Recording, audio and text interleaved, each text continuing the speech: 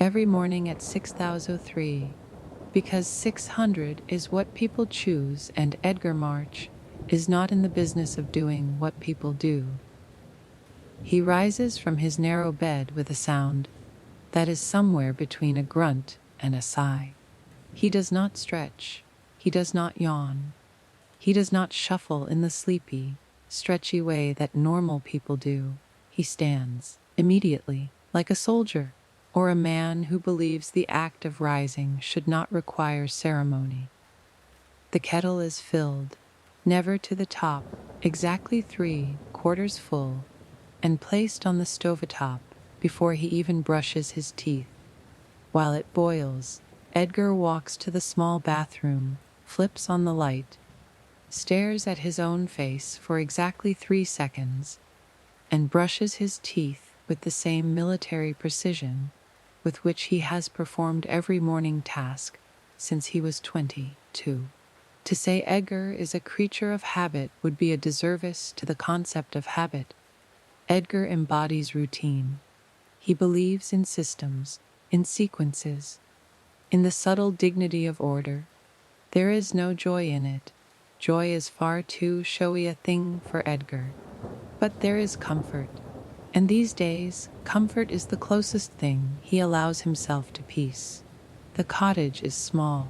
He built it with his own hands more than 40 years ago, back when he believed time stretched on forever and roofs would never leak. It sits quietly on the edge of a wind-licked hill, a few minutes' walk from the sea. The shingles are weather-worn, the paint flaking, but the bones of the place are solid. Good bones, as his late wife used to say. He doesn't repaint the flaking wood. He lets it flake. Things age. He says aloud, though there's no one to hear him. Not everything needs covering up. He eats the same breakfast every day. 2 eggs hard-boiled, 1 slice of toast dry, a spoonful of blackberry jam placed directly on the plate, not on the toast, and a mug of black tea. No milk, no sugar. He eats standing by the sink, looking out the small square window that frames the back garden. From there, he can see the feeder. The feeder is where the birds come. He built it himself, out of cedar, reinforced the joints so the squirrels couldn't shake the seed loose, installed a perch wide enough for doves and small crows, not just the finches. He fills it once a day after breakfast. There's a note in the kitchen drawer where his wife once scribbled, "You love birds more than people." And below it, in his own handwriting, faint and crooked, he had written, "Of course I do." Birds know when to be quiet. After feeding the birds, he checks the mailbox, though it rarely holds more than the usual. Electricity bill, junk flyer, catalog no one asked for. Still, he checks. The mailbox squeaks when opened, and Edgar likes that. It reminds him of the sound the lighthouse door made, back when he worked there. That part of his life is over now. The lighthouse was automated 8 years ago. The letter they sent him used words like optimization and progress. They never once used the word thank you. His wife, June, had still been alive then. She had read the letter over his shoulder and said, "Well, now you can rest." And Edgar had said nothing, which was his usual response when something hurt more than he was willing to admit. Rest. He hasn't rested since. The days pass like notes in a song he no longer remembers how to hum. Feed the birds. Sweep the porch. Walk to the harbor. Sit on the bench facing the sea. Watch the water do what water does, move, without asking anyone's permission. He used to take June with him. She liked to count the boats, make up stories about the people on them. Edgar had liked to listen. Now, he counts the boats in his head and says nothing. The neighbors don't bother him. There aren't many of them, and the ones that remain have learned to leave Edgar alone. He's not rude, not exactly. He just has a face like someone who's halfway through saying, no, even when no one's asked a question yet. But that's fine by him. He didn't move to the edge of a seaside town to make friends. He moved here because June loved the sound of waves at night, and when she died, he could no longer bear to be anywhere that didn't carry her voice in the wind. That morning, like every other, Edgar checks the forecast on the little analog radio in the kitchen. The forecast says partly cloudy with light wind. He looks out the window, sees the clouds forming stubborn knots over the hills, and mutters, "Partly cloudy, my foot." He doesn't trust forecasts. He trusts his knees. After tea, he pulls on his coat. Waxed canvas, olive green, elbows patched with navy blue cloth he stitched himself, and steps outside. He doesn't expect to see the moving truck. It's not loud. Just there, a big white box of a thing parked outside the neighboring cottage, which has stood empty for nearly a year. Someone is unloading cardboard boxes onto the front step. A woman, no older than 35, with hair tied up and a child tugging at the hem of her jacket. Edgar stops, frowns, turns slightly to go back inside, then pauses. The boy sees him. It's the kind of look only children give, unfiltered, unafraid, direct. Edgar nods once, curtly. The boy waves. Edgar does not wave back. The boy keeps waving anyway. The woman notices, turns, and calls out, "Good morning." Edgar grunts. It's not a rude grunt, not entirely, but it's not warm, either. He tips his chin in acknowledgement, then disappears back inside, closes the door, bolts it. Inside, the cottage is quieter than it was a moment ago. He doesn't like change. Change means noise, unpredictability, people knocking at your door, children yelling, music playing too loud, broken boundaries. He sits in his chair, the one with the indent in the cushion, just deep enough to match the shape of his back, and picks up the newspaper. It's yesterday's paper. But that suits him just fine. Today's news is always worse. Outside, he can hear footsteps, the scrape of cardboard against gravel, a thump as something heavy is dropped. He sighs. The birds come anyway, even with the noise, even with the strangers. He watches a robin land, peck once, then fly away. One by one, the others follow, as if nothing had changed at all. Edgar had always believed in the sanctity of fences. They didn't have to be tall or sharp or intimidating, but they had to exist. A fence, even the smallest one, said, "This space is mine. That one is yours. Let's both respect the arrangement." And he respected it, perhaps more than any other unwritten law of neighborliness. His own fence was low, painted a tired gray that had once been blue, stretching the perimeter of his modest back garden like the rim of a teacup. It was just high enough to keep dogs from wandering in, and just low enough that birds could perch on it. So, when he spotted the small pair of fingers curling over the top of the fence one morning, just 5 days after the moving van incident, Edgar felt a tight, unpleasant tug in his chest. It wasn't quite anger, not yet, but it had the flavor of it, a disturbance, a ripple in his otherwise still and predictable morning. The fingers were followed by a pair of dark, round eyes. The boy, the same one who had waved like Edgar, was a parade float. He was peering into Edgar's garden, as if looking for treasure. Edgar cleared his throat loudly. The boy flinched a little but didn't leave. "Can I watch the birds?" he asked, without hesitation. Edgar squinted. Don't you have a window at your own house? The boy shrugged. Not like this one. There's no window in my garden, Edgar said. The boy seemed to think about that, tilting his head. I meant the bird part. You have more birds than us. Than we, Edgar muttered. What? Grammar, Edgar said. Never mind. The boy blinked. Then, to Edgar's horror, he ducked and disappeared for a second, only to reappear again, now inside the garden, having let himself in through the gate like someone who belonged there.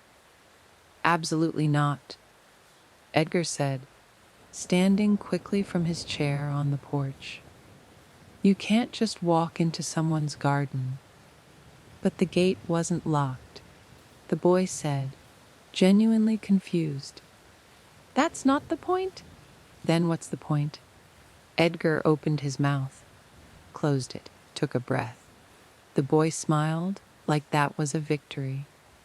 I'm Leo, he said, stepping further in and sitting cross-legged on the grass about 3 feet from the bird feeder. I won't touch anything. You already have, Edgar muttered, more to himself. He was about to demand that Leo leave when he noticed something curious. The birds hadn't flown away. They were usually skittish about visitors, even people who smelled unfamiliar. But today, 2 sparrows remained on the feeder, and a plump pigeon pecked calmly at the ground near Leo's feet. Edgar said before he could stop himself. Leo turned to look at him. Nothing. The boy looked back at the birds. Edgar stared at him for another full minute, then sat down slowly, not in his usual porch chair, but on the steps, just to keep a closer eye, he told himself, just to ensure nothing was trampled or broken or breathed on too hard. They sat in silence for a while. Leo was oddly good at being still. Most children, Edgar had found, were constantly in motion, tapping feet, twisting fingers, drumming on any surface within reach. But Leo just sat, shoulders relaxed, gaze focused, like someone who had learned how to be quiet for reasons too big for his age. Edgar didn't like how quickly he noticed that. Eventually, Leo said, Do they know you? The birds. Yeah. Edgar considered that. They know my shoes? Leo blinked. I wear the same ones when I feed them. They probably recognize the sound. Oh, Leo said. That's smart. Edgar didn't respond. From the house next door, a faint voice called, Leo. The boy stood up, brushed his pants off, and gave Edgar a small wave. Bye. Gate, Edgar said, pointing. Leo rolled his eyes in a way only a child could do with impunity, walked to the gate, opened it, and closed it carefully behind him. Edgar watched him go. He noticed the boy didn't run. He just walked, like the garden had not been a place to steal from, but a place he'd quietly borrowed and intended to return. The next morning, Leo was back. He didn't ask this time. Just appeared at the gate at exactly 7:04, hands behind his back, and waited. Edgar, who had just finished refilling the feeder, eyed him suspiciously. What now? I brought something. That's usually how burglaries start. Leo held up a small notebook. Its cover was scuffed and frayed. It's for writing down the kinds of birds you see. Edgar blinked. I made a list last night. There's a chart. He approached Edgar cautiously, flipped the notebook open, and showed him a page filled with messy handwriting and lopsided checkboxes. The list read, Sparrow, pigeon, blackbird, not sure if crow or raven. Yellow one was fast, a one with red on the chest. You're missing Dunnock, Edgar said. Leo frowned. Is that the red one? No, that's a robin. Dunnocks are small, brown. Always look nervous. Leo grinned, like people who walk into other people's gardens. Edgar didn't smile, but something in his shoulder relaxed. You can sit, he said after a moment. This became the pattern. Leo would appear each morning, with or without his notebook, sometimes with a question, sometimes just to sit. He didn't talk too much, just enough. He didn't fidget, he didn't shout. And, perhaps most importantly, he didn't ask why Edgar did things the way he did. He just accepted them. And Edgar found, to his deep and growing discomfort, that he didn't mind the boy's presence. Not always. There were other intrusions, of course. Leo's mother, Isabel, would occasionally appear, usually to apologize for something Edgar hadn't complained about yet. I hope he's not bothering you, she'd say, brushing a strand of hair behind her ear, eyes slightly tired. He is, Edgar would say. Then she'd wait. But he's quiet about it, he'd add, and she'd smile in that way people do when they recognize a lie told in kindness. Sometimes she'd bring biscuits, once banana bread. He never said thank you, but he always ate them. One Thursday morning, the bird feeder cracked. Edgar didn't notice it until he heard the wooden pop and saw the seed spill unevenly onto the ground. Leo stood beside him, blinking at the mess. Should we fix it? Edgar stared at the feeder. I built that 32 years ago. Leo waited. Cedar, solid joints. Handmade copper nails. It's broken, Leo said gently. Edgar grunted. Do you have tools? Edgar looked at him, eyebrows raised. Do I look like the sort of man who doesn't have tools? Leo shrugged. My old neighbor didn't. He glued everything. Gluing is cheating, Edgar muttered. They fetched the toolbox. Edgar let Leo hand him the screwdriver, watched him inspect the nails. The boy didn't fumble or drop anything. He didn't get in the way. He just crouched beside him like he was watching a surgery. Did you build other things? Leo asked. Used to. Like what? Edgar paused. Lighthouses. You built a lighthouse. No, he said, amused despite himself. I kept one alive. Leo nodded slowly. That's kind of like building something. Maybe, Edgar said, tightening the final screw. They stood together. The feeder hung straight again. Leo beamed like they'd won something. Edgar coughed into his fist, then looked away. Several days later, it rained. Not a drizzle, but a sideways storm, the kind that comes with sea wind and no warning. Edgar stayed inside, as usual, brewed tea, opened the newspaper, listened to the sound of the rain on the roof. At 9012, there was a knock at the door. He froze. Then, with great reluctance, walked over and opened it. Leo stood on the porch, drenched from head to toe. He was holding a soaked cardboard box. Mom locked herself out, he said simply. And the car keys are inside. She's calling the locksmith, but it's gonna take an hour. Edgar stared. The box dripped. Inside, Edgar could see a notebook, a pair of socks, and something that looked suspiciously like a sandwich wrapped in plastic. Can we sit inside? Edgar stepped aside wordlessly. Leo stood dripping in the narrow front hall, shoes squelching faintly on the mat.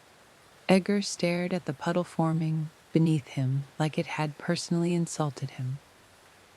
Take off your shoes, Edgar muttered, walking toward the kitchen. And the socks. They're making a mess.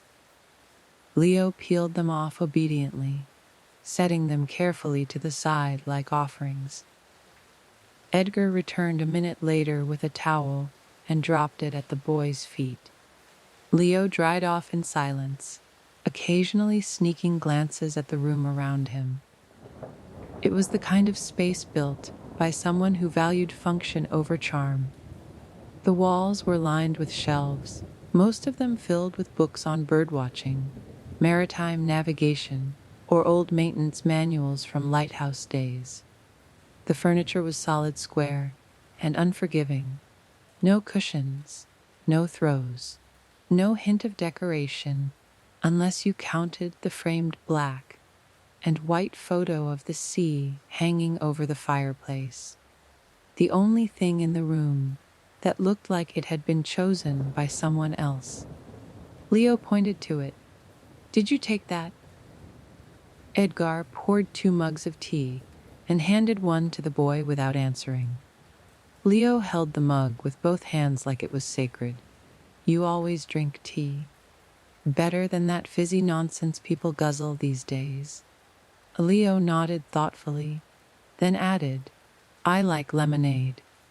Edgar frowned. "That's not the worst offense." A pause. Leo looked down at the box he'd brought. "Can I open this here?" And Edgar shrugged, which Leo took as permission. He placed the box on the low table and pulled out several items: the notebook, now damp and curling at the edges, a pencil case, a small flashlight, and a paperback book with a dragon on the cover. Finally, at the bottom, he retrieved a sandwich wrapped in cling film. "I was gonna have lunch with Mom at the park," he explained. "Before we got locked out." Edgar watched him unwrap it. "You should eat it, wet or not." Leo bit into it and chewed contentedly. They sat like that for a while. No sound except the storm against the windows and the occasional creak of the old house settling around them like an exhale. After a few minutes, Leo opened the bird notebook and added a new entry. "Seagulls saw it fighting with the wind." "You're not putting that in the garden list, are you?" Edgar asked. Leo shook his head. "Different section." Edgar nodded approvingly. When the storm finally let up, Isabel arrived in a whirlwind of apologies and soaked shoes, her umbrella turning itself inside out as she climbed the path. Edgar opened the door before she could knock. "I'm so sorry," she said immediately, eyes wide with embarrassment. "Door's fine. Kid didn't break anything. I hope he wasn't a bother." "Was mostly quiet," Edgar said. Leo emerged behind him, holding the box and his shoes. "We had tea," he announced, as though reporting to headquarters. Isabel blinked. "You did. He has proper mugs and everything." Edgar grunted and looked at Isabel. "Get the lock changed. Storm season's not over." She nodded. "I will. Thank you for, letting him in." Edgar just nodded once and closed the door. He stood behind it for a long moment, mug still warm in his hand, and felt the house settle again. But this time, it didn't feel like it was returning to silence. It felt like something had been invited in. And worse, like he hadn't really minded. Leo had a way of appearing without warning, like a page turning in a book you weren't finished reading. One moment, Edgar would be alone in his garden, with only the birds for company, and the next, Leo would be there at the gate, or sitting cross-legged on the grass, or peering into the feeder like he was expecting it to whisper something to him. It was never loud, never disruptive, but always uninvited, and yet, increasingly, not unwelcome. It had been 3 weeks since the storm, and the sandwich and the tea. Since then, Leo had returned almost every morning, sometimes with a new bird entry for his notebook, other times with questions that seemed to leap from places far too deep for a child his age. Why do birds know when to leave? Do you ever forget your dreams? Why do people move away? Edgar never had easy answers. Sometimes he grunted. Sometimes he told the boy to go ask his mother. But more often than not, he found himself saying something anyway, not because he believed in the answer, but because Leo had asked, and something in that asking made silence feel like a lie. They had developed a rhythm.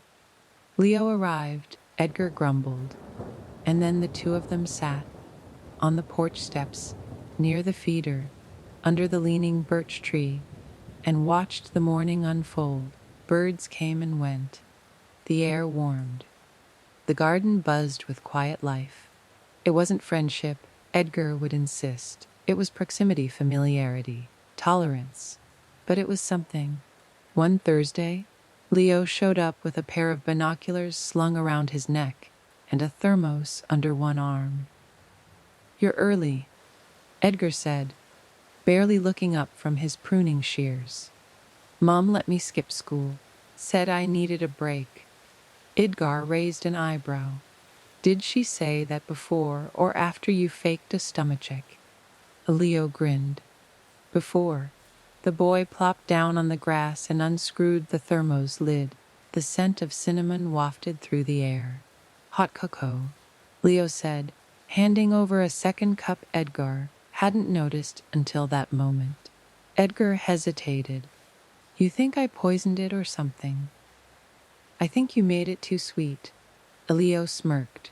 Edgar took the cup anyway. They drank in silence. Birds fluttered at the feeder. A squirrel made a daring leap from the fence to the nearby hedge and nearly fell, causing Leo to giggle and Edgar to mutter, "Serves him right." "Can I ask you something?" Leo said suddenly. "You always do. Did you have kids?"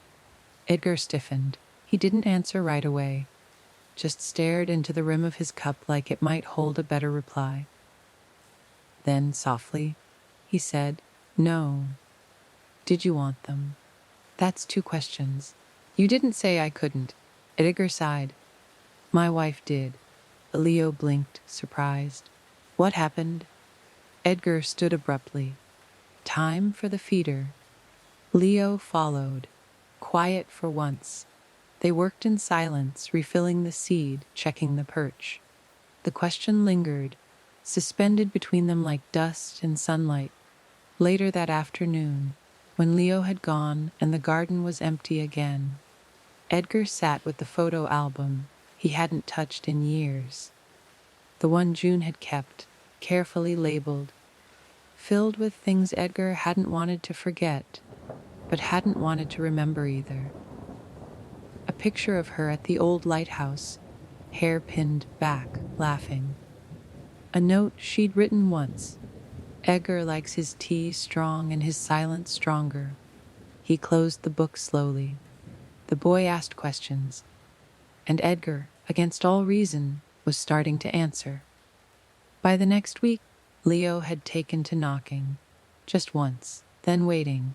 Edgar appreciated that. One knock, not two. Not a doorbell. Just enough to say, "I'm here, but I won't make a scene." On Wednesday, Leo knocked as usual and waited with a small canvas bag slung across his shoulder. "What now?" "Drawing stuff. I want to sketch the birds." Edgar looked like he might protest, then simply stepped aside. Leo chose a spot by the fence and began to draw. Edgar watched him out of the corner of his eye, pretending to be immersed in trimming the hedge.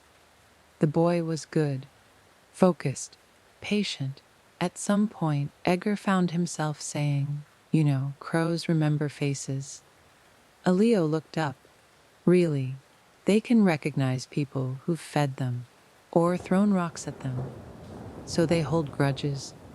Worse, they teach their kids who to avoid." Leo looked awestruck. "That's amazing." Edgar nodded. "Birds are smarter than they let on." Leo went back to drawing. When he finished, he handed Edgar a page. "It's you," he said.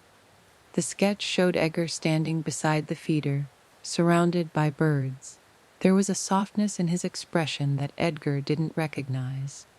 He cleared his throat. "That's not how I look." Elio tilted his head. "Maybe not, but it's how you look when the birds come." Edgar said nothing. He pinned the drawing to the fridge that evening. That night, as the wind slipped through the cracks in the eaves and the house settled into its usual stillness, Edgar lay awake longer than usual. June's voice echoed in his memory, not in words, but in the sound of her laugh, the way she used to hum while slicing apples, the shuffle of her slippers across the floor. He had never quite figured out how to miss her out loud. But in the silence between Leo's questions, there was space now for something to be remembered.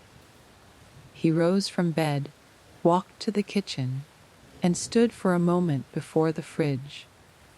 The drawing was still there. He touched the corner of the page, just lightly, and returned to bed without turning the light on. Edgar woke the next morning feeling unsettled, not by noise or by something tangible, but by the weight of quiet expectation hanging in the air. The routine he'd long cherished, the delicate sequence of movements that had carried him peacefully through each solitary day, had shifted slightly, not dramatically, but perceptibly. And for Edgar, even slight shifts felt seismic. He rose at 6:03 as always, though now the silence of the cottage felt heavier, as if the walls themselves were holding a breath, watching, waiting. He prepared his breakfast with practiced hands, the kettle bubbling gently, his toast neatly placed on the plate. But today, Edgar found himself pausing at the window, eyes drifting toward the neighboring cottage. The curtains there were drawn tightly shut, the porch light still glowing faintly in the early gloom. He looked away sharply, annoyed by his curiosity. It was not his business, he reminded himself firmly, spreading jam with more force than was strictly necessary. He ate in silence, but even that felt different now, disrupted by a sense of something waiting on the edges of his awareness. When Leo appeared at the gate, Edgar sighed, a long, resigned sound that mixed annoyance with reluctant acceptance. Leo's familiar knock, single, quiet, patient, followed soon after. "Good morning," Leo said cheerfully as Edgar opened the door. Edgar raised an eyebrow, looking pointedly at the boy's empty hands. "No notebook today." Leo shrugged. "I thought maybe we'd just talk." Edgar eyed him suspiciously. "We'd do that anyway." Leo smiled slightly. "But today I have more questions." "You always have questions." Leo tilted his head.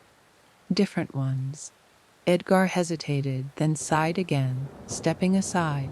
Leo slipped past him into the kitchen, heading directly to the table. Edgar watched him move confidently through the cottage, his presence now oddly familiar, almost comforting. Edgar wasn't sure he liked that. "What's on your mind?" Edgar asked, taking a seat opposite the boy, feeling suddenly cautious. Leo stared down at his folded hands. "Why do you like being alone?" Edgar blinked, caught off guard. He had expected something easier, maybe about the birds or the lighthouse. Something manageable. "Who says I like being alone?" Leo raised his eyes, steady, serious. "You do." Edgar opened his mouth to protest but found no words. He leaned back, crossing his arms defensively. "Sometimes it's just easier." Leo considered this carefully. "Because no one can hurt you." Edgar flinched slightly, masking it with a cough. "Because no one can bother me." Leo looked skeptical but let it go, shifting topics effortlessly. What was your favorite thing about working at the lighthouse? The change of subject brought relief. Edgar relaxed slightly.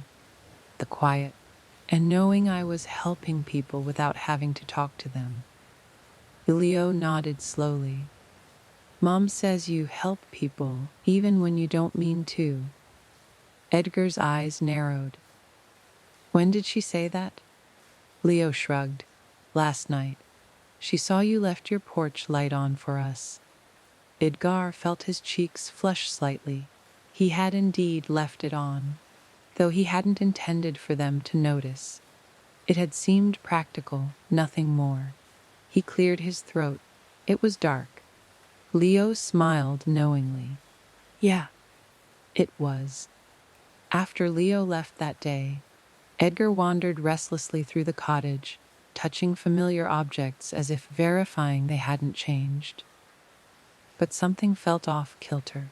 The boy's words lingered like echoes, questions Edgar couldn't easily dismiss. Why did he prefer solitude?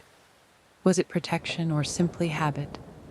That evening, as he sat reading, there came a hesitant knock, this time louder, uncertain, less sure than Leo's usual confident tap. Edgar stood slowly, suspiciously, moving toward the door.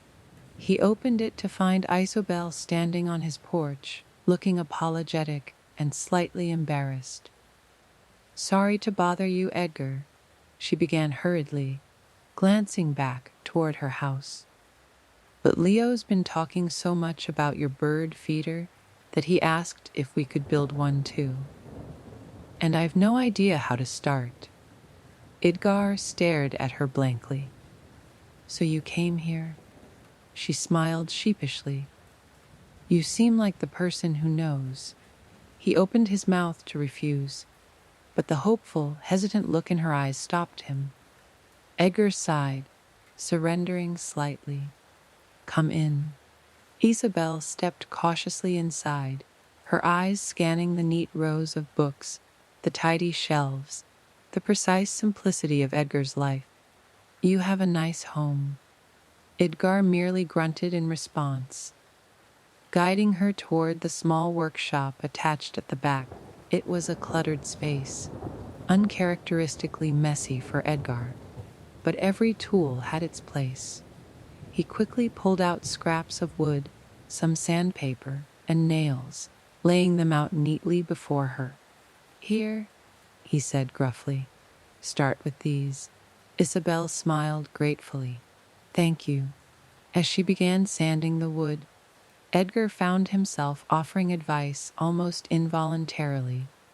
How to hold the sandpaper, how to measure correctly, the importance of balance in the feeder's design. Isabel listened carefully, nodding occasionally, her movements gradually becoming more confident. After a few quiet moments, she spoke softly, without looking up. Leo told me about your wife. Edgar froze, his fingers gripping the edge of the workbench. Did he?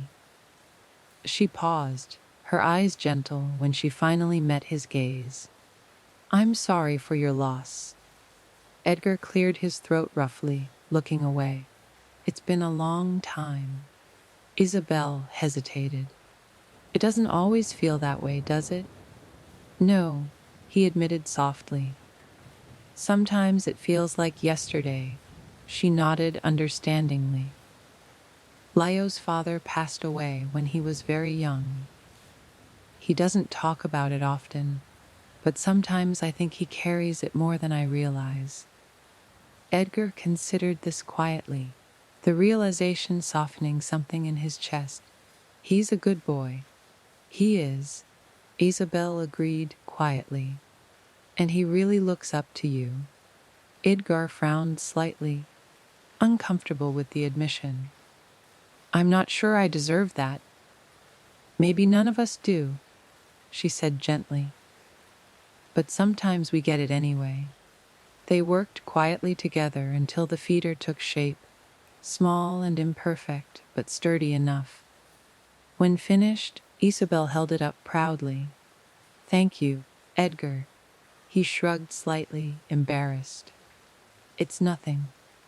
"It's not nothing," she said softly. "Not to Leo, not to me." He nodded awkwardly, walking her to the door. They stood quietly for a moment on the porch, the evening air cool, the soft murmur of the sea distant but comforting. Finally, Isabel turned toward her own cottage, pausing at the edge of the garden. "Good night, Edgar. Good night," he said quietly. That night, Edgar left his window open slightly. It wasn't intentional, he told himself, merely an oversight. But as the soft sound of distant waves drifted into the room, mingling with the gentle rustle of leaves, Edgar felt an unfamiliar warmth, a quiet openness he hadn't felt in years. It wasn't a change he had sought, but it was there nonetheless. And for once, Edgar didn't mind at all. Isabel's silhouette faded into the dusk as Edgar closed the door softly behind her. He stood for a moment in the dim hallway, hand still resting lightly against the worn wood of the doorframe. The quiet of the cottage settled once more around him, familiar but subtly altered. Something had changed. He could feel it deep in the bones of the old house. It wasn't unsettling exactly, just different, like waking up to find that someone had slightly shifted all the furniture. Not enough to cause alarm, but enough to make you pause, reconsidering every step. He turned slowly, eyes scanning the neat rows of books, the tidy stacks of papers he had carefully arranged over the years. Each object precisely placed, a testament to a life lived quietly, privately, without interference. Now, in this fragile silence, he felt the lingering presence of Isabel and Leo. They had slipped in through cracks he hadn't known existed, bringing with them laughter, questions, warmth, and, most unsettlingly, comfort. Edgar moved slowly toward the kitchen, stopping in front of the refrigerator, eyes falling on the sketch Leo had given him. The image of himself surrounded by birds stared back softly, sketched lines conveying a peace Edgar rarely allowed himself to feel. Without thinking, he reached out, tracing the pencil strokes lightly with a fingertip. The gesture felt foreign, unusually tender. But he allowed it, just this once. He withdrew his hand sharply when he realized what he'd done, clearing his throat as if embarrassed before the empty room. Turning abruptly, Edgar moved to the window overlooking the garden, staring out into the rapidly darkening evening. Shadows stretched across the grass, pulling the familiar shapes of trees and bushes into elongated forms that danced gently in the evening breeze. He caught a faint flicker of light from the neighboring cottage, reassuring in its quiet constancy. He had always prized solitude above all else. It was not simply the absence of people, it was the absence of expectations, of questions, of answers he didn't know how to give. But now, Leo's voice seemed to echo through the spaces Edgar had left carefully empty. The boy's questions had a way of lingering, curling around Edgar's thoughts like tendrils of smoke that refused to dissipate. "Do you like being alone?" Edgar repeated the question softly under his breath, testing it. The answer should have been easy, simple, yes, of course. Yet, for some reason, the word wouldn't come. It lodged somewhere deep in his chest, heavy and uncomfortable. He drew a slow breath, stepping back from the window. Night was deepening quickly, the comforting rhythm of distant waves, mingling with the subtle whispers of the wind rustling through the garden. He moved through his evening rituals methodically, washing his teacup, adjusting the cushions on the sofa, locking the front door with its familiar click. Each action deliberate, comforting in its practiced familiarity, yet somehow less reassuring than before. When he finally climbed into bed, Edgar found sleep elusive.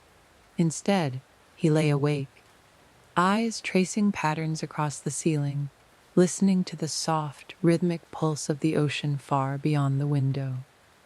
Memories surfaced unbidden. A similar night, many years ago, when June had turned to him in bed, her eyes bright even in the darkness, her voice gentle yet insistent. "Edgar," she'd whispered, "do you ever think about how different things might have been?" He had been startled then, not by the question itself, but by the vulnerability in her voice, the uncertainty in eyes usually so full of confidence. He had held her hand gently, offering comfort in the only way he knew how, through silence. Now, years later, he felt a pang of regret for that silence. June had deserved an answer, he thought bitterly. She had deserved more than his quiet retreat into his own thoughts. He'd always believed his silence was a shield, a way to protect both of them. But perhaps, he considered now, it had been a barrier instead, keeping him safe, but also separate. A faint sound drew Edgar back to the present, a tapping, delicate but persistent. He sat up slowly, straining to identify the source. Another tap followed, softer but unmistakable. He rose from the bed, moving toward the sound, and discovered it came from the window in the front room, the one overlooking the garden and the neighboring cottage. He pushed the curtain aside cautiously. Outside, under the gentle glow of moonlight, stood Leo, barefoot, eyes wide and anxious. Edgar's heart lurched unexpectedly as he hurried to the door, fumbling slightly with the lock in his urgency. "What are you doing out here?" Edgar demanded softly as he opened the door, his voice a mixture of concern and irritation.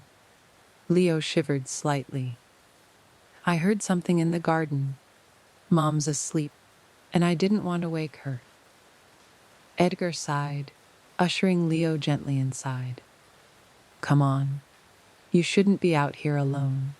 Inside, Edgar wrapped a blanket around Leo's shoulders, guiding him toward the sofa. The boy sat, curling his legs beneath him, eyes still wide with the residual fear of whatever had brought him out into the night. "What did you hear?" Edgar asked, his voice softer now, encouraging. "Scratching," Leo whispered, pulling the blanket tighter. "Near my window." Edgar nodded slowly, settling himself into the armchair opposite Leo. "Probably just branches in the wind. Happens a lot around here."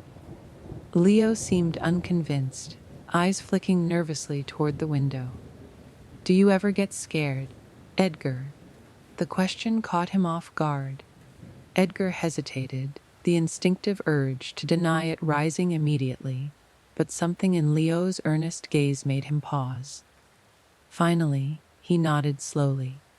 "Everyone gets scared sometimes," Edgar admitted quietly. "It's nothing to be ashamed of." Leo studied him closely, clearly surprised by the honesty. "What scares you?" Edgar took a deep breath, feeling exposed yet oddly relieved. "Forgetting." Leo frowned slightly confused. "Forgetting what?" Edgar looked away briefly, gaze distant. "People I care about. Moments that mattered. Things I don't want to lose." Leo was silent for a long moment, considering this. Finally, he nodded thoughtfully. "I'm scared of forgetting my dad." The admission was so quiet Edgar nearly missed it. He turned sharply toward Leo, eyes softening immediately. The boy looked suddenly much younger, smaller beneath the blanket. Edgar hesitated, then spoke carefully, gently. "As long as you think of him, talk about him, you won't forget."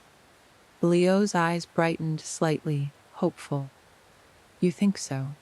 "I know so," Edgar replied firmly, with conviction he hadn't known he possessed. They sat quietly for several minutes, each lost in private thoughts. Eventually, Leo's eyelids began to droop, exhaustion overcoming lingering fear. Edgar stood slowly, gently guiding the boy back across the garden to his cottage.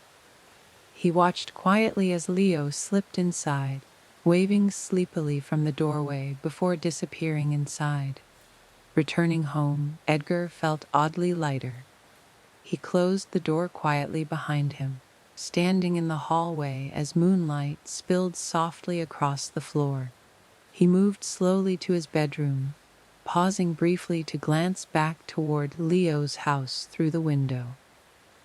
Settling into bed once more, Edgar finally allowed himself to relax fully into the quiet stillness around him. For the first time in years, he welcomed the presence of others rather than resisting it. Solitude, he realized slowly, was not necessarily peace. Sometimes peace came in sharing burdens, in allowing others close enough to matter. As sleep finally overtook him, Edgar understood something essential had shifted. Not suddenly, dramatically, but quietly, gently, like the slow opening of a flower toward the dawn. He'd left the window open tonight, not by accident, but by choice. And for Edgar March, that was enough to begin again. Edgar woke earlier than usual the next morning, his eyes drifting open in the gray stillness just before dawn. The window he had deliberately left open let in the cool, fresh scent of morning dew mingled with salt from the nearby sea. Birds outside the cottage stirred softly, their gentle chirps tentative and questioning, as though testing the morning air before committing to a full chorus. The events of the previous evening lingered vividly in his thoughts, and Edgar felt an odd sense of vulnerability, as if a protective layer he'd carefully constructed around himself had been gently lifted away. He lay still for several moments, simply absorbing the sensations around him, the distant murmur of waves, the occasional rustle of leaves, the soft whisper of wind through the gaps in the cottage walls. Eventually, he rose from bed, moving quietly across the worn wooden floorboards. His usual routine had shifted subtly, no longer rigidly precise, but slightly softer, more deliberate. As he filled the kettle with water, his thoughts returned to Leo and Isabel. Their presence in his life had become not just tolerated, but quietly significant, like the gradual bloom of flowers he had never intended to plant. While waiting for the water to boil, Edgar's gaze drifted toward the old photograph framed carefully on the mantelpiece. It was a faded picture of June standing beside the lighthouse on a sunny day, her hair swept back by the breeze, eyes bright and alive.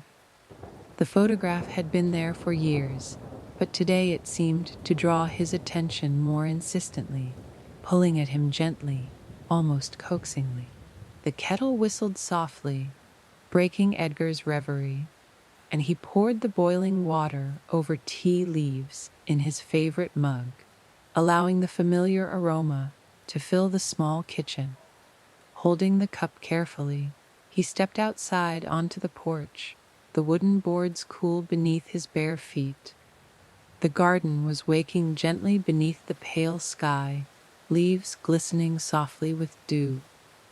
Edgar took a careful sip of tea, savoring the comforting warmth as it flowed through him, chasing away the lingering chill of night. The quiet beauty of the garden felt deeper this morning, more profound, as if something within him had shifted to make room for a new kind of appreciation. Leo appeared at the garden gate earlier than usual, his face bright with youthful anticipation. Edgar watched quietly as the boy approached, his presence no longer feeling intrusive, but somehow essential. Leo's footsteps were careful and deliberate, mindful of the delicate morning stillness. They exchanged quiet greetings, Leo's voice soft and respectful, Edgar's responses gentle yet reserved.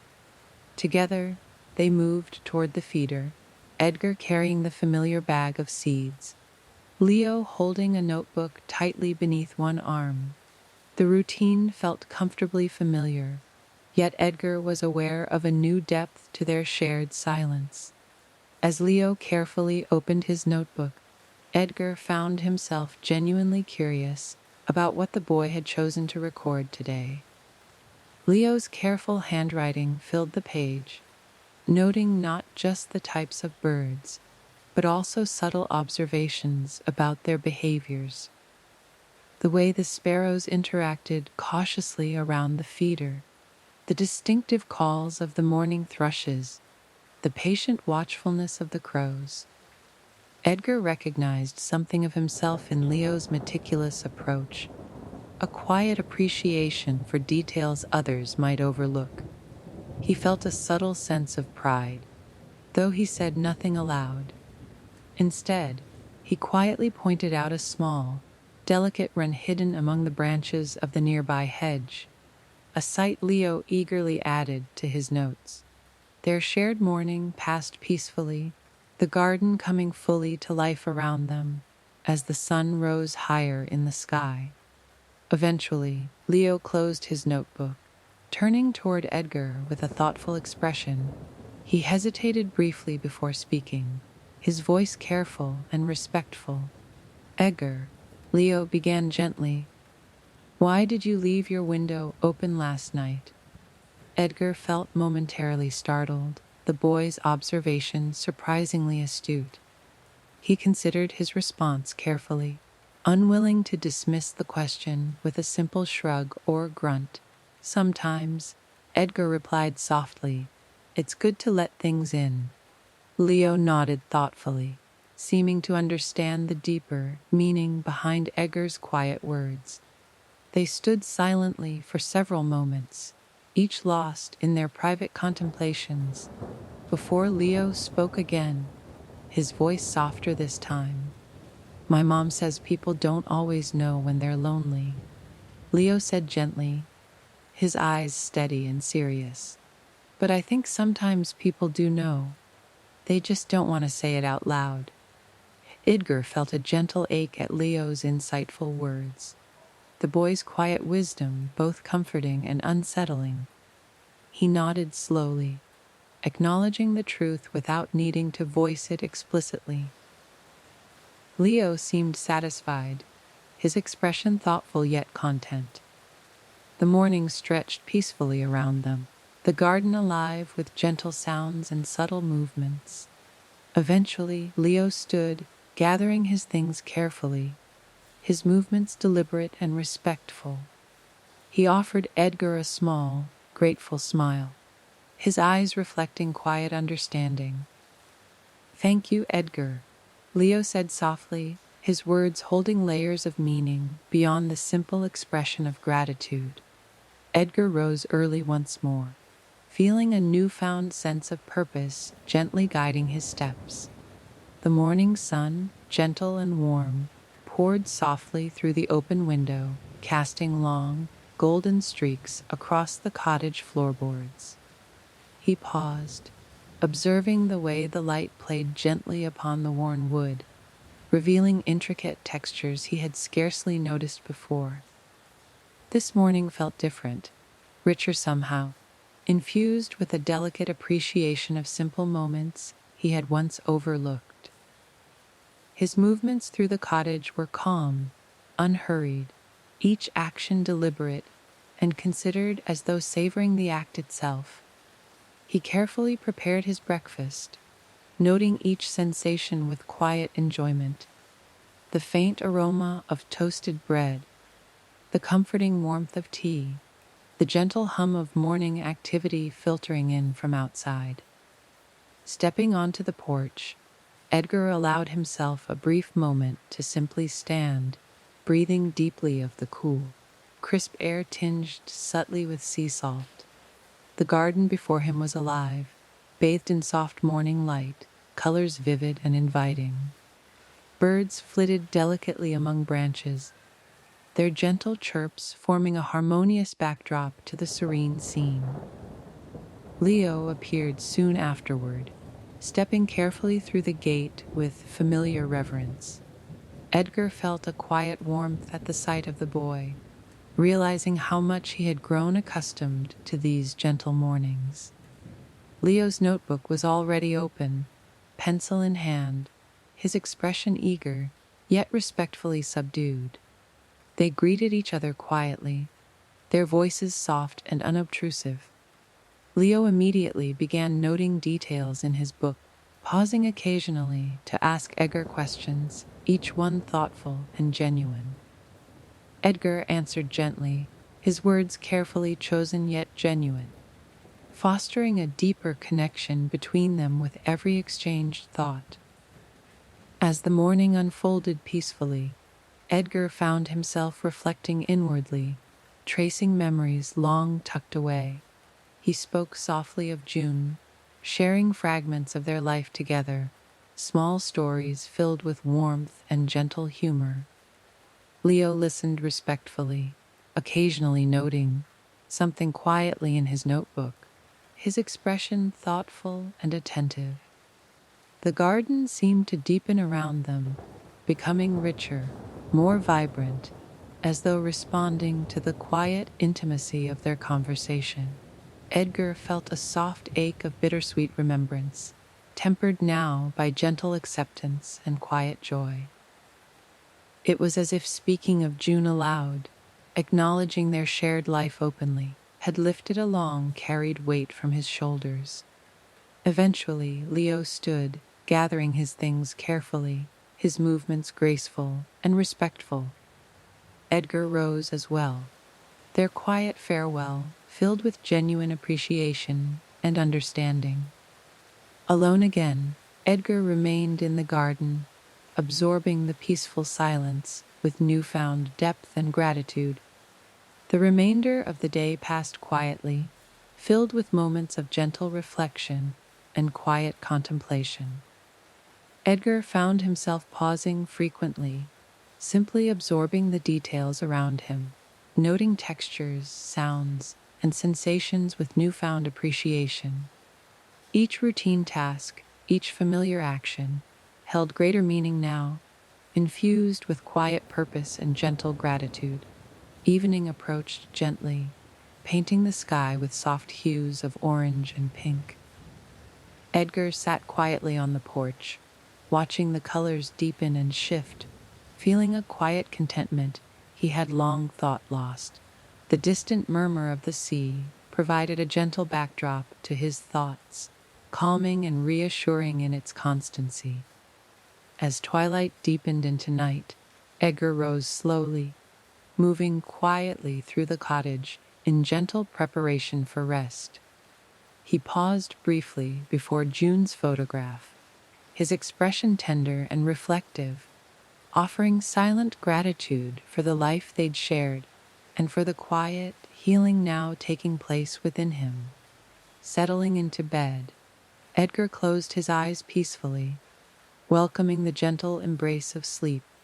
His final thoughts before drifting off were filled with quiet appreciation for the connections he'd allowed back into his life, for the simple, profound joy found in shared moments, and for the quiet strength he'd discovered within vulnerability.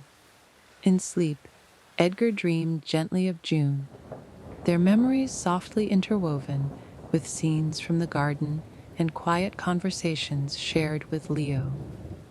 He awoke refreshed and peaceful, carrying the gentle warmth of the dream with him into the new day. The following morning, Edgar moved with quiet purpose, his actions deliberate yet gentle. He tended to the garden with newfound care, noticing subtle details he'd previously overlooked: the delicate texture of flower petals, the intricate patterns formed by leaves, the graceful movement of birds. Leo's arrival felt comfortably familiar, their shared routine now deeply meaningful to Edgar. They exchanged quiet greetings, their voices soft yet filled with genuine warmth and respect. Together, they observed the garden quietly, noting subtle shifts and changes with mutual appreciation. Their conversations continued to deepen, filled with gentle insights and quiet reflections. Edgar spoke openly of memories long cherished, sharing moments of quiet vulnerability that fostered deeper understanding and connection between them. Leo listened respectfully, offering gentle insights and thoughtful questions that further enriched their shared reflections. As morning gradually transitioned into afternoon, Edgar found himself quietly grateful for these shared moments, recognizing their quiet power to heal and transform. The gentle companionship he now enjoyed had profoundly reshaped his experience of solitude, adding quiet depth and gentle meaning to his days. Leo departed with quiet gratitude, their farewell filled with genuine warmth and appreciation. Edgar remained in the garden, absorbing the peaceful stillness and gentle beauty around him. He felt quietly thankful for the gentle shifts and subtle changes that had gradually transformed his life, recognizing the quiet strength he'd found within vulnerability and connection.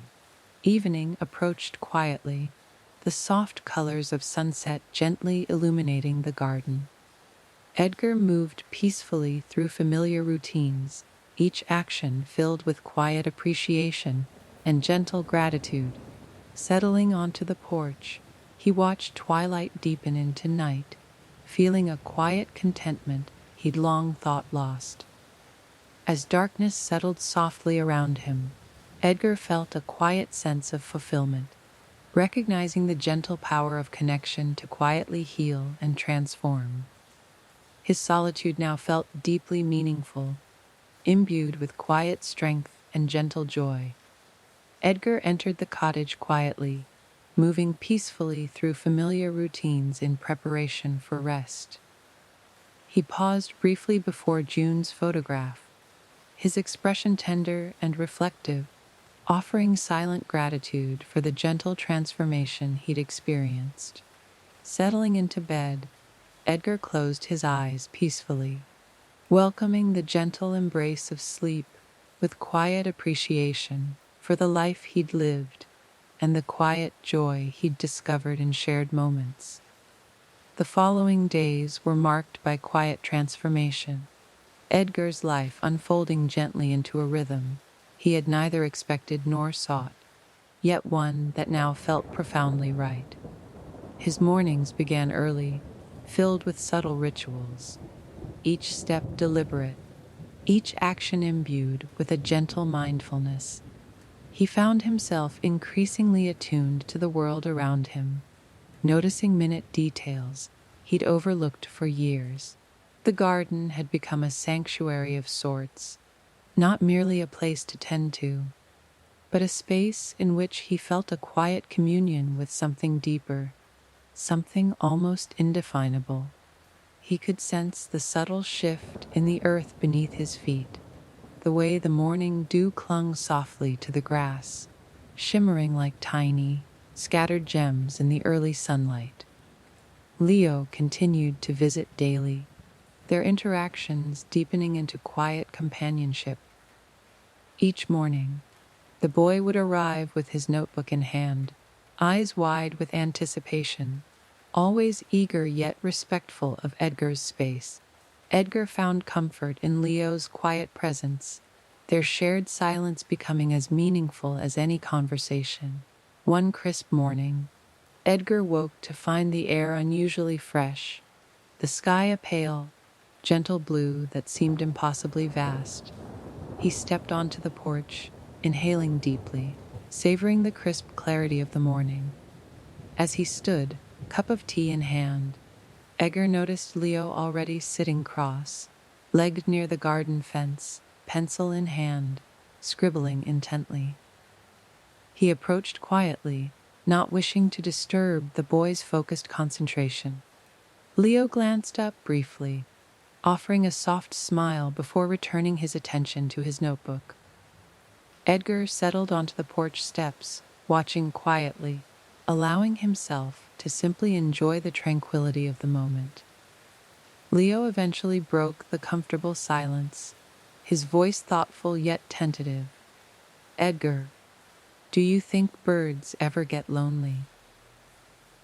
Edgar considered the question carefully, observing the sparrows as they hopped lightly around the feeder, occasionally lifting their heads inquisitively.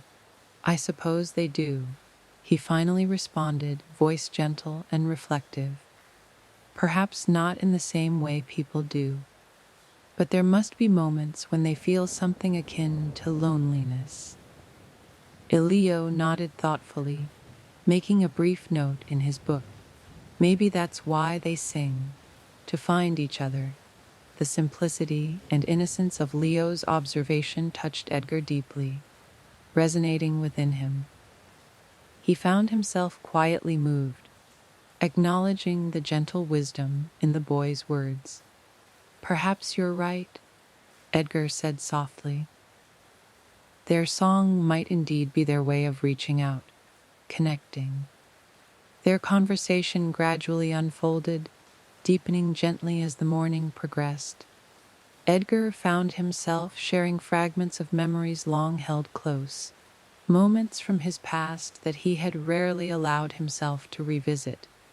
Leo listened attentively, his quiet curiosity drawing Edgar out further, creating a space in which vulnerability felt safe and natural. As they spoke, Edgar began to sense a deeper shift within himself, a quiet opening toward acceptance and healing. He spoke of June more openly than he ever had, recounting moments filled with warmth, humor, and quiet love. Leo absorbed these stories carefully, recognizing their significance with quiet respect. The morning sun rose higher, casting a gentle, golden glow over the garden, illuminating every leaf and petal with delicate clarity. Edgar felt deeply at peace, profoundly grateful for these quiet moments of connection and reflection. Leo eventually closed his notebook gently, his eyes thoughtful and content. "Thank you for telling me about her," Leo said softly. "She sounds wonderful." Edgar felt a gentle ache at the sincerity of Leo's words, his quiet understanding deeply touching. "She was," Edgar responded softly, allowing himself to fully feel the depth of his emotions. "She truly was." Leo stood slowly, gathering his belongings carefully, his movements graceful and respectful. Edgar watched quietly as the boy moved toward the garden gate, their farewell filled with quiet gratitude and genuine warmth.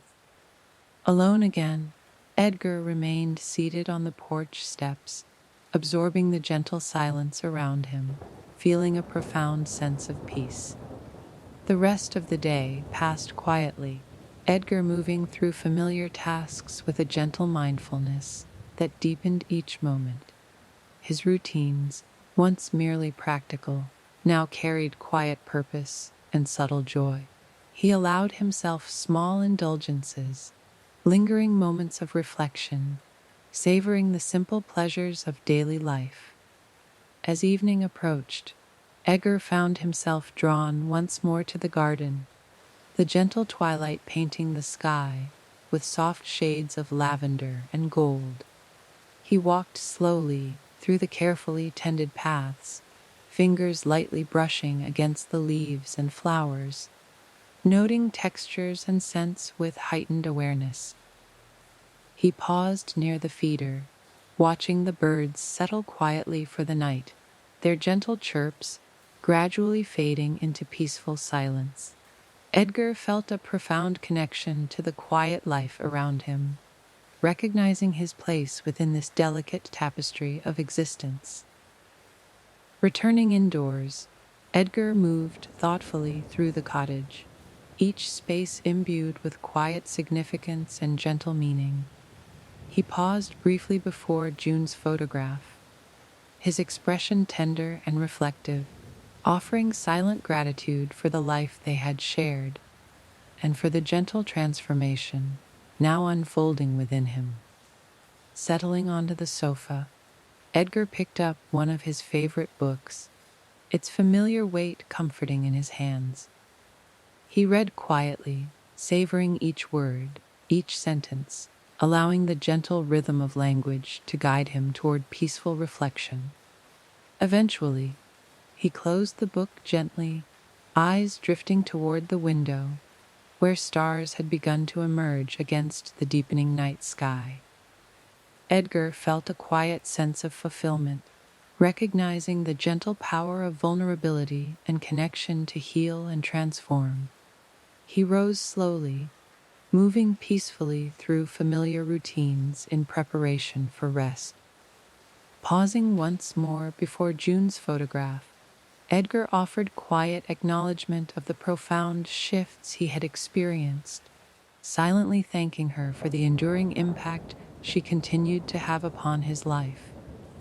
Climbing into bed, Edgar felt a gentle peace settle around him, comforting and reassuring. His thoughts were filled with quiet gratitude for the life he had lived, the love he had shared, and the gentle, transformative power of quiet connection. As sleep gently overtook him, Edgar's final thoughts were filled with quiet joy and profound appreciation for the simple, beautiful moments that now filled his days, moments he had once overlooked, but now cherished deeply. Edgar awakened slowly, feeling the morning wrap gently around him. He lay still for a few moments, savoring the softness of dawn as it spilled through the open window, illuminating the quiet spaces of his bedroom with a gentle glow. The distant sound of waves provided a comforting backdrop, a soothing reminder of the steady rhythms of nature that now shaped his days. Today felt particularly serene, filled with quiet possibility. Edgar rose from bed deliberately, allowing himself a moment to stretch, to feel the subtle pull of muscles easing into wakefulness. He moved thoughtfully through his morning routine, noting each sensation: the cool floorboards beneath his bare feet, the reassuring hum of the kettle, the comforting weight of his favorite teacup. As he stepped onto the porch, Edgar paused to take a deep breath of the fresh morning air. The garden was a canvas of quiet beauty, colors softened by the gentle morning light. Flowers swayed gently in the breeze, their delicate petals opening slowly to greet the day. Edgar found himself appreciating the subtle elegance of nature, noticing details he'd overlooked before. Leo arrived soon after, his familiar presence now a gentle anchor in Edgar's mornings.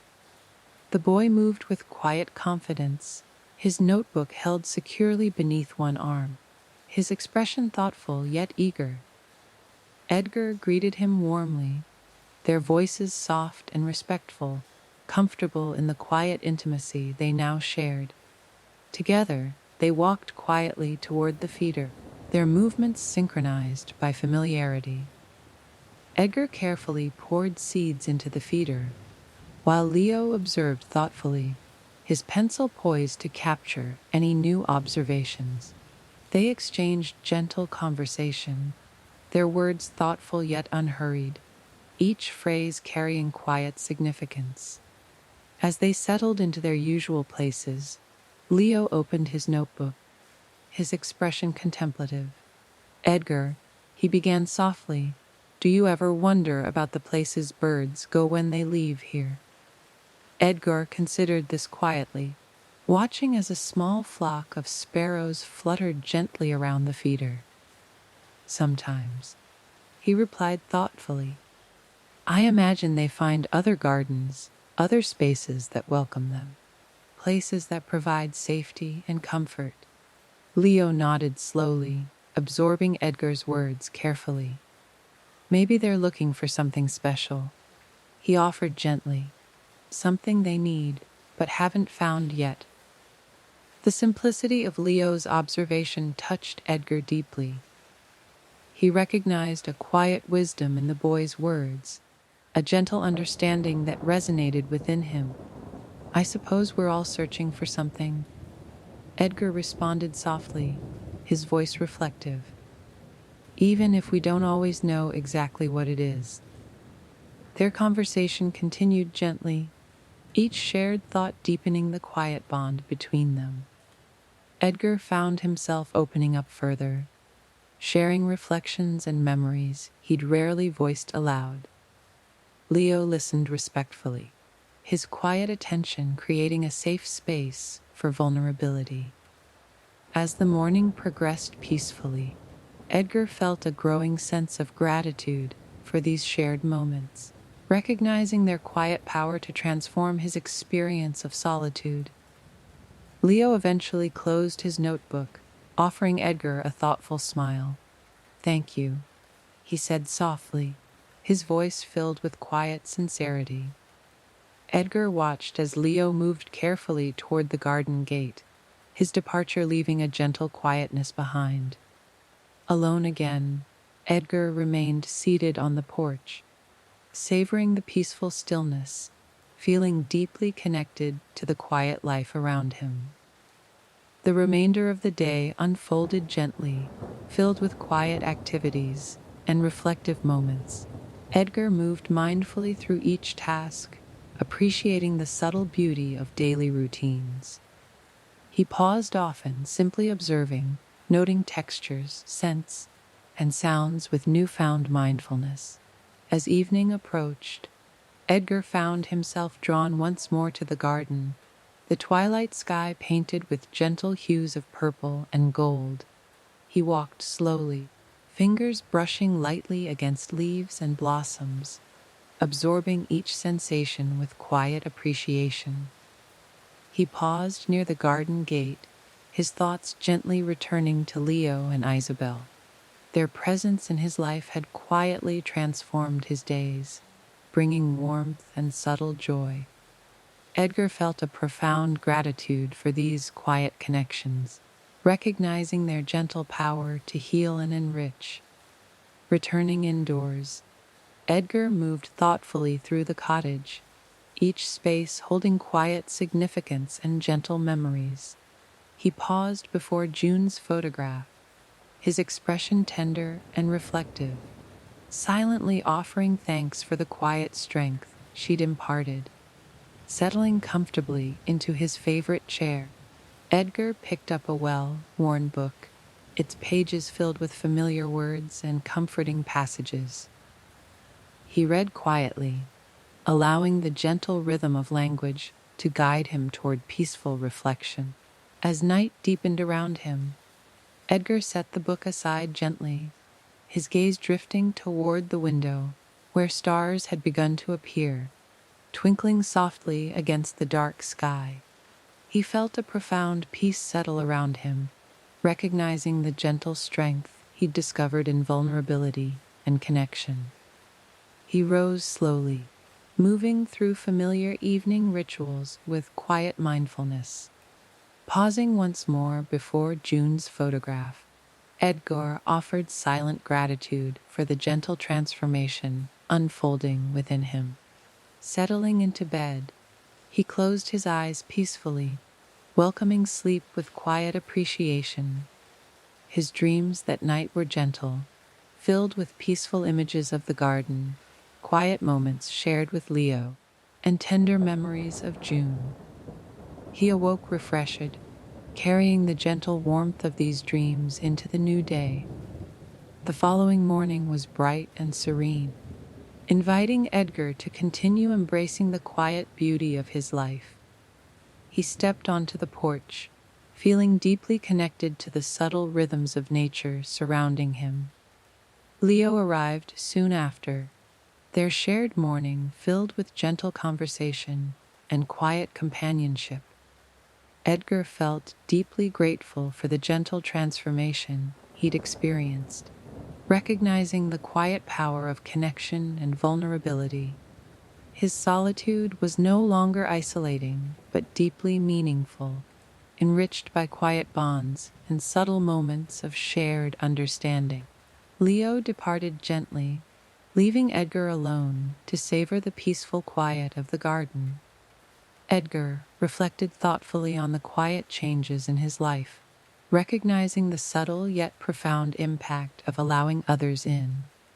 He felt quietly content, deeply appreciative of the gentle beauty now filling his days. As evening approached once more, Edgar sat quietly on the porch, watching the sky deepen into shades of twilight. He felt a profound sense of fulfillment, quietly acknowledging the gentle strength he discovered in vulnerability and connection. His thoughts were filled with gratitude for the simple, quiet moments that had transformed his life, moments now cherished deeply. He entered the cottage peacefully, moving thoughtfully through familiar routines, pausing briefly before June's photograph. Settling into bed, Edgar closed his eyes, feeling deeply at peace, quietly grateful for the life he'd lived and the gentle joy he'd discovered in shared moments. The first rays of dawn crept softly into Edgar's room, gently nudging him awake. He lay still, absorbing the tranquil quiet of early morning, savoring the delicate peace that surrounded him. Through the open window drifted a soft symphony, the subtle rustle of leaves, the distant call of seabirds, and the gentle rhythm of waves caressing the shoreline. Edgar rose slowly, allowing each movement to ground him further in this newfound mindfulness. The floorboards beneath his feet felt reassuringly solid, cool against his skin. His morning rituals now carried deeper significance, each action carefully performed, fostering a quiet, intentional start to the day. He stood by the kitchen window, watching the garden come alive under the delicate glow of sunrise. Colors emerged gently, awakening from night's subtle embrace. Flowers opened slowly, their petals unfolding tenderly, as if carefully embracing the new day. When Leo arrived, Edgar felt a quiet warmth fill him, comforted by the familiarity of the boy's presence. Leo carried his notebook thoughtfully, his expression earnest yet gentle.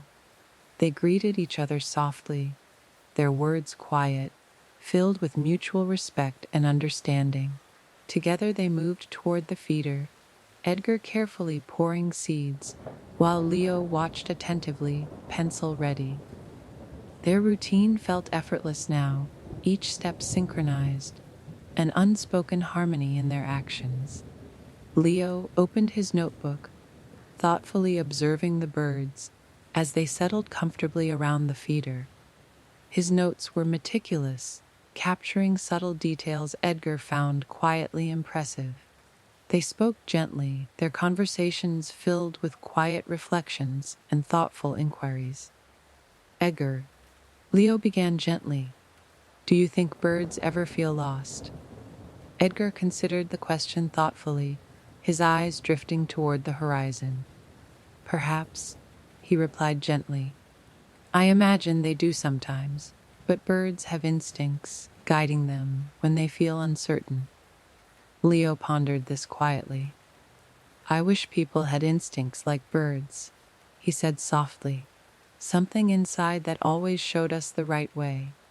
Edgar smiled gently, touched by Leo's quiet insight. Maybe we do, he responded softly. We just have to learn how to listen. Leo's eyes brightened with quiet understanding. Their conversation unfolded naturally, gently deepening their bond.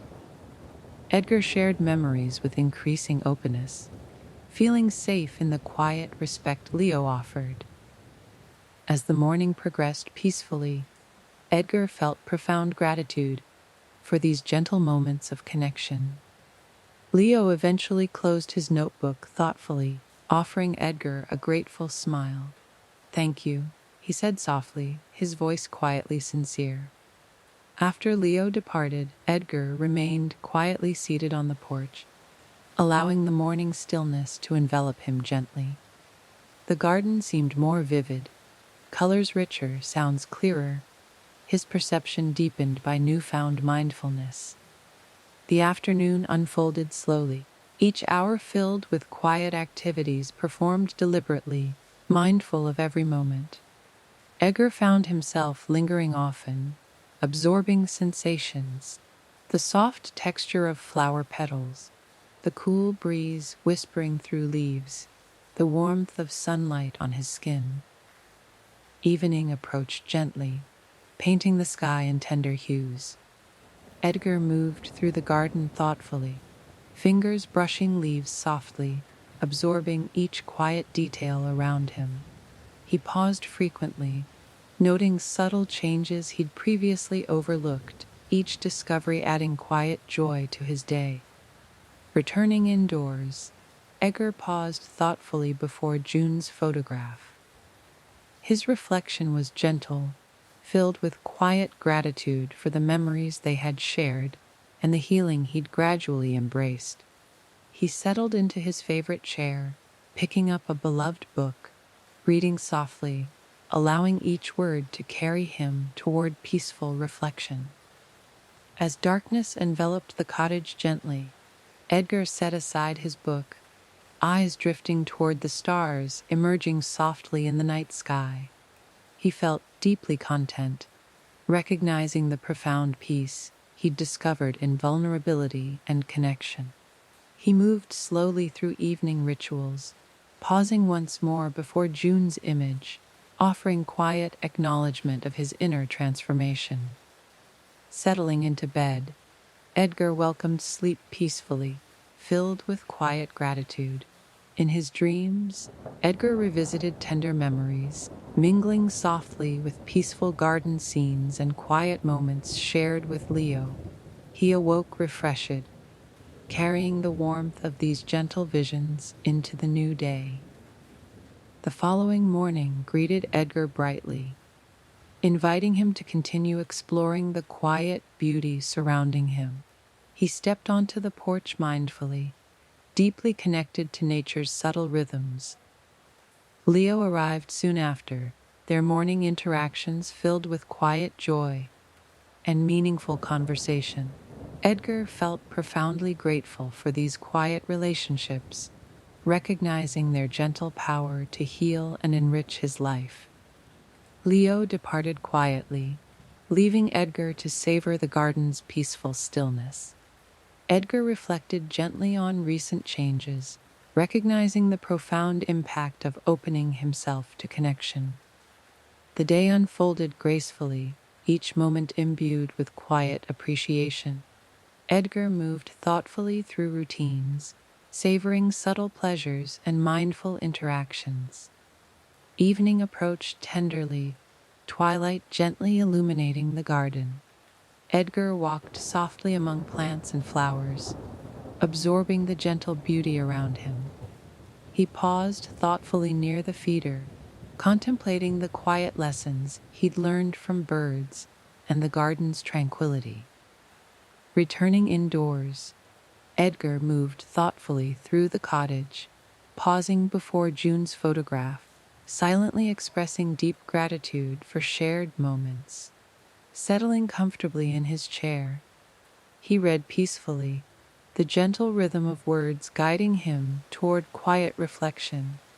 Night deepened around him gently, stars softly illuminating the sky. Edgar felt deeply peaceful, quietly acknowledging vulnerability's gentle strength and connection's profound beauty.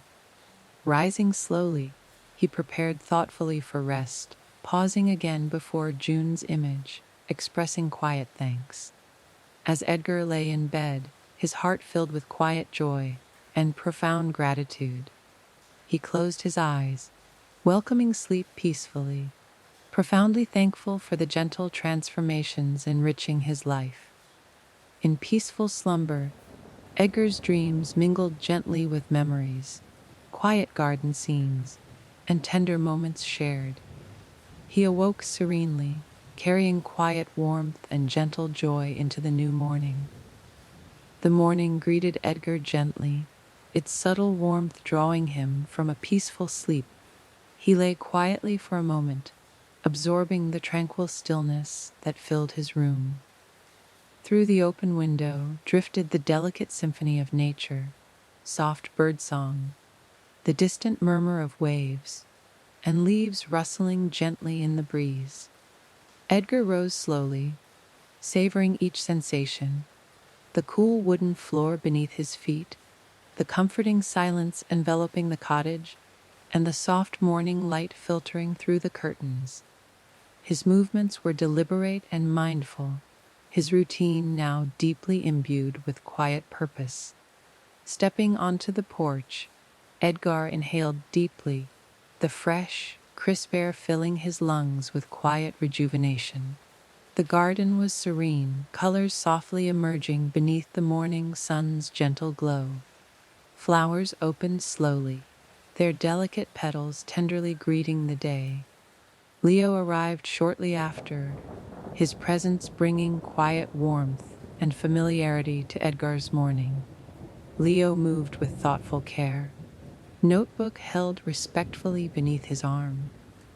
They greeted each other softly, their voices filled with quiet kindness and genuine appreciation. Together, they approached the bird feeder, Edgar carefully replenishing seeds, while Leo watched attentively, pencil poised over his notebook. Their shared tasks felt effortless, the harmony between them unspoken yet profoundly felt. Leo opened his notebook thoughtfully, observing birds with quiet concentration. His notes were careful, capturing subtle observations that Edgar found quietly impressive. They spoke gently, their conversations deepening their connection and mutual understanding. Edgar, Leo began gently, do you ever wonder why some birds stay and others leave? Edgar considered quietly, watching birds flit gently around the feeder. Perhaps they each have their reasons, he answered softly. Some may find comfort in familiar surroundings, while others seek new experiences. Leo nodded thoughtfully, his eyes reflective. Maybe birds know when it's time to find something new. Edgar smiled gently, touched by Leo's quiet wisdom. Maybe we all do, he replied softly, even if we don't always realize it right away. Their conversation gently unfolded, each shared thought enriching their quiet companionship. Edgar spoke openly, sharing cherished memories and quiet reflections, feeling safe in Leo's respectful presence. As the morning passed peacefully, Edgar felt profound gratitude for these gentle interactions, appreciating how deeply they transformed his days. Leo eventually closed his notebook, his expression thoughtful and content. Thank you, Edgar, Leo said quietly, genuine warmth in his voice, for everything. Edgar nodded softly, their farewell gentle and sincere. Alone again, Edgar sat peacefully, absorbing the quiet tranquility around him. The garden seemed brighter, more alive, enhanced by his newfound mindfulness. The day passed gently, Edgar engaging in thoughtful activities, each performed mindfully. He paused frequently, savoring subtle beauty in simple moments. The soft textures of flower petals, the whispering breeze, sunlight's warmth. Evening approached tenderly, painting the sky with delicate shades of twilight. Edgar walked softly through the garden, fingers gently brushing leaves, absorbing each quiet sensation. He paused often, appreciating subtle changes he'd previously overlooked, finding quiet joy in these mindful discoveries.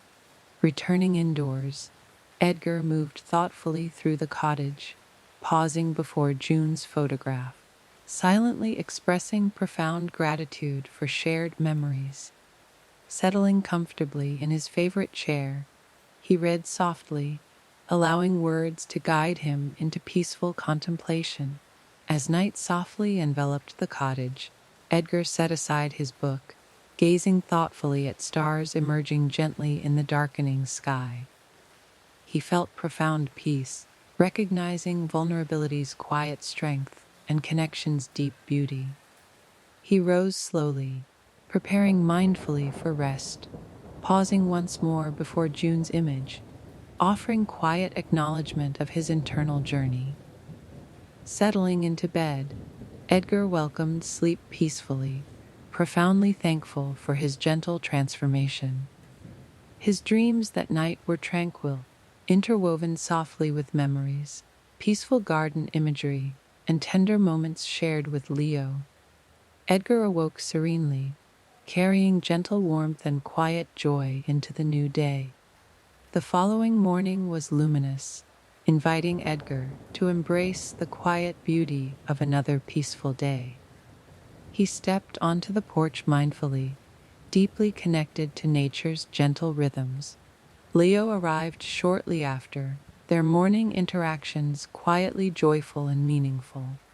Edgar felt deeply grateful for these gentle relationships, recognizing their profound power to heal and enrich. Leo departed softly, leaving Edgar to savor garden tranquility. Edgar reflected quietly, acknowledging recent transformations, appreciating the profound impact of embracing connection. The day unfolded gracefully, each moment infused with quiet appreciation. Edgar performed routines mindfully, savoring subtle joys and meaningful interactions. Evening approached tenderly, twilight illuminating the garden softly. Edgar walked gently among flowers, absorbing subtle beauty around him. He paused thoughtfully near the feeder, reflecting quietly on lessons from birds and garden tranquility. Returning indoors, Edgar moved mindfully, pausing again before June's photograph, silently offering gratitude. Settling into his chair, he read peacefully, guided by the gentle rhythm of words into quiet reflection. Night settled gently around him, stars softly illuminating the sky. Edgar felt profoundly peaceful, quietly acknowledging vulnerability's gentle strength and connection's profound beauty. Rising slowly, he prepared mindfully for rest, pausing again before June's image, expressing quiet thanks. As Edgar lay quietly in bed, profound peace filled him. He closed his eyes, welcoming sleep peacefully, deeply grateful for life's gentle transformations. In tranquil sleep, Edgar's dreams gently mingled cherished memories, peaceful garden scenes, and tender moments with Leo. He awoke refreshed, carrying quiet warmth and gentle joy into the new day. The morning greeted Edgar tenderly, inviting him to explore subtle beauty surrounding him. He stepped onto the porch quietly, deeply connected to nature's gentle rhythms. Leo arrived soon after, their interactions filled with quiet warmth and meaningful conversations. Edgar felt deep gratitude for quiet companionship, recognizing its gentle power to transform his life. Leo departed gently, leaving Edgar to savor peaceful garden stillness. Edgar reflected thoughtfully, quietly acknowledging profound changes brought by vulnerability and connection. The day progressed gently, each moment meaningful and mindful. Edgar moved thoughtfully through routines, savoring subtle beauty and meaningful interactions.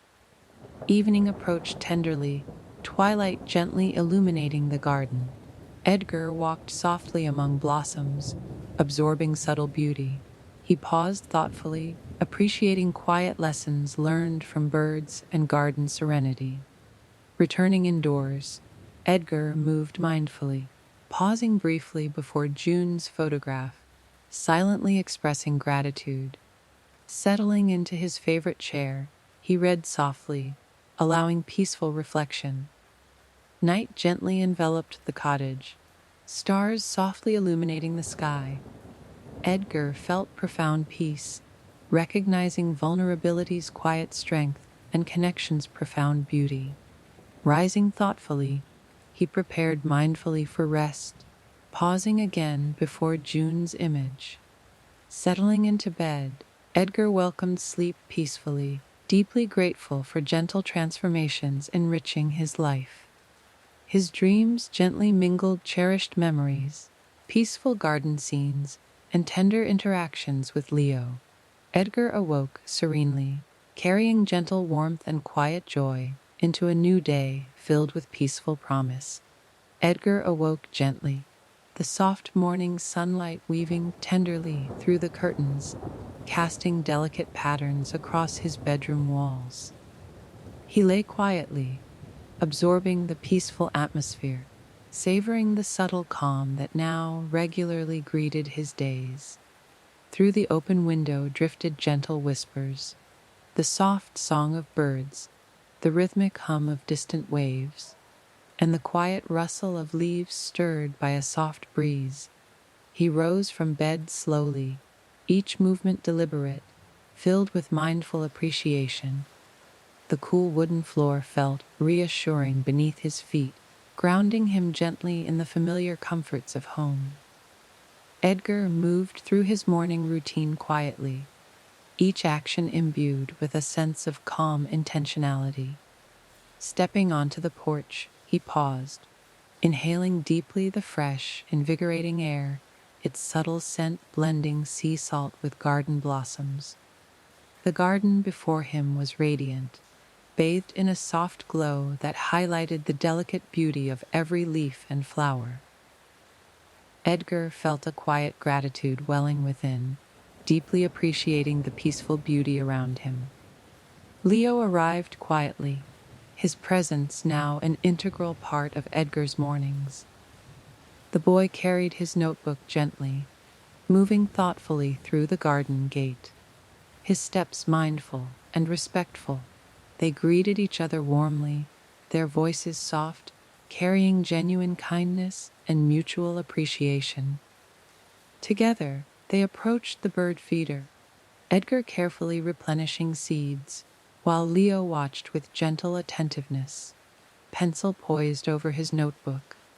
Their interactions were seamless, a quiet harmony between them, each aware of the other's rhythm.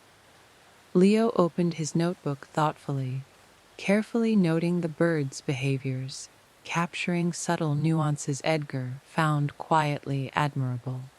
Their conversations were gentle and thoughtful, each exchange fostering deeper understanding and quiet companionship. Edgar, Leo began softly, eyes contemplative.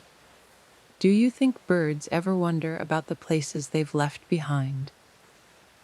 Edgar considered quietly, his gaze thoughtful as he watched birds gather gently around the feeder. Perhaps, he responded softly. Maybe their journeys remind them of where they've been, even as they look ahead. Leo nodded gently, reflecting quietly. I think people are like that too. Sometimes we move forward but still hold on to memories. Edgar smiled softly, deeply touched by Leo's quiet insight. I believe you're right, he said gently. Our past remains part of us, guiding us gently even when we look ahead. Their conversation unfolded naturally, each gentle word deepening their quiet bond. Edgar shared memories openly, feeling safe in Leo's respectful attention, appreciating how these exchanges subtly transformed his solitude. As the morning passed gently, Edgar felt profound gratitude for these quiet moments of connection. Leo eventually closed his notebook thoughtfully, his expression warm and sincere. Thank you, Leo said softly, genuine gratitude in his voice, for sharing everything with me. Edgar nodded gently, watching quietly as Leo moved thoughtfully toward the gate, their farewell filled with quiet appreciation. Alone again, Edgar remained seated peacefully, absorbing the serene beauty surrounding him, feeling deeply connected to the gentle rhythms of the garden. The day unfolded quietly, each moment filled with mindful appreciation. Edgar moved thoughtfully through familiar tasks, savoring subtle beauty and quiet joy in each action. He paused frequently, appreciating textures, scents, and sensations that enriched his day. As evening approached, Edgar wandered softly through the garden, absorbing its gentle tranquility. The twilight sky painted subtle hues of lavender and gold, enhancing the garden's quiet beauty. Edgar paused thoughtfully, reflecting quietly on recent transformations, deeply grateful for connections now cherished. Returning indoors, Edgar moved gently through familiar spaces, pausing thoughtfully before June's photograph, silently expressing profound gratitude for shared moments. Settling comfortably into his chair, Edgar read quietly, allowing peaceful contemplation to guide him. Night gently enveloped the cottage, stars softly illuminating the sky. Edgar felt profound peace, quietly recognizing vulnerability's strength and connection's beauty. He rose slowly, preparing thoughtfully for rest, pausing again before June's image, offering silent thanks. Settling into bed, Edgar welcomed sleep peacefully, profoundly grateful for gentle transformations enriching his life. His dreams were peaceful, blending cherished memories, garden tranquility, and quiet moments shared with Leo. The next morning greeted Edgar warmly, inviting continued exploration of quiet beauty. He stepped onto the porch mindfully, deeply connected to nature's gentle rhythms. Leo arrived soon after, their interactions filled with quiet warmth and thoughtful conversation. Edgar felt profound gratitude for quiet companionship, recognizing its gentle power to transform and enrich. Leo departed softly, leaving Edgar to savor the garden's peaceful stillness. Edgar reflected quietly, acknowledging profound changes, appreciating vulnerability and connection's subtle strength. The day progressed gently, each moment imbued with mindful appreciation. Edgar engaged in thoughtful tasks, savoring subtle beauty and meaningful interactions. Evening approached gently, twilight softly illuminating the garden. Edgar walked slowly among flowers, absorbing quiet beauty around him. He paused thoughtfully near the feeder, reflecting quietly on lessons learned from birds and garden tranquility. Returning indoors, Edgar moved mindfully, pausing before June's photograph, silently expressing gratitude. Settling comfortably, he read peacefully, guided by the gentle rhythm of words toward reflection.